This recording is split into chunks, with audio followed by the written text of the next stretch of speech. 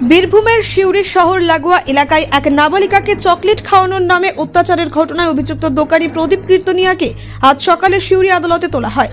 Police সূত্রে জানা গেছে, গত পরশুদিন এই ঘটনাটি ঘটেছিল, যেখানে অভিযুক্ত দোকানি একটি দোকানে চকলেট দেওয়ার প্রলোভন দেখিয়ে নাবালিকাকে আক্রমণ করেছিলেন। এর পরিপ্রেক্ষিতে স্থানীয়দের সাহায্যে অভিযুক্তকে গ্রেপ্তার করা হয়। আজ সকালে সিউড়ি আদালতে অভিযুক্ত প্রদীপ কীর্তনিয়াকে তোলা হলে আদালত পুলিশের 7 দিনের হেফাজতের আবেদন মঞ্জুর করে।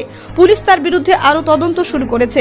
এদিকে এই ঘটনার পর এলাকা জুড়ে তীব্র প্রতিক্রিয়া সৃষ্টি হয়েছে। স্থানীয়রা নিরাপত্তা বৃদ্ধি ও কঠোর শাস্তির দাবিতে সরব হয়েছেন। পুলিশ এই ঘটনার গভীর তদন্ত চালিয়ে যাচ্ছে এবং শীঘ্রই বিস্তারিত তথ্য জানানো হবে। Bureau report, Bangla digital TV. আজকের এই Suri PS case number 44/2025 dated 22/1/25 এই কেস কানেকশনে প্রদীপ কীর্তনিয়াকে আজকে কোর্টে প্রোডাকশন করা হয়েছে এবং তার এগেনস্টে অ্যালিগেশন হচ্ছে যে ঘিজি, তার এজ হচ্ছে মাইনর, এজ 11 বছর বয়স, তাকে ডিসরব করে তার ব্রেস্টে হাত দাও, এটা হচ্ছে অ্যালিগেশন।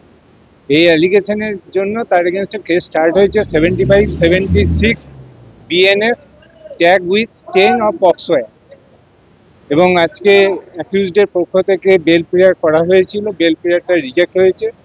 আয়ো 7 দিনের রিমান্ডের প্রেয়ার এবং মেডিকেল চেয়েছিল। Medical prayer of the accused allow হয়েছে এবং 7 দিনেরও পিসি অ্যালাউ হয়েছে। 30/1/25 তারিখে হচ্ছে আবার প্রোডাকশন ডেট, মানে পিসি ব্যাক। আমার নাম সুভাষী চ্যাটার্জি, এপিপি।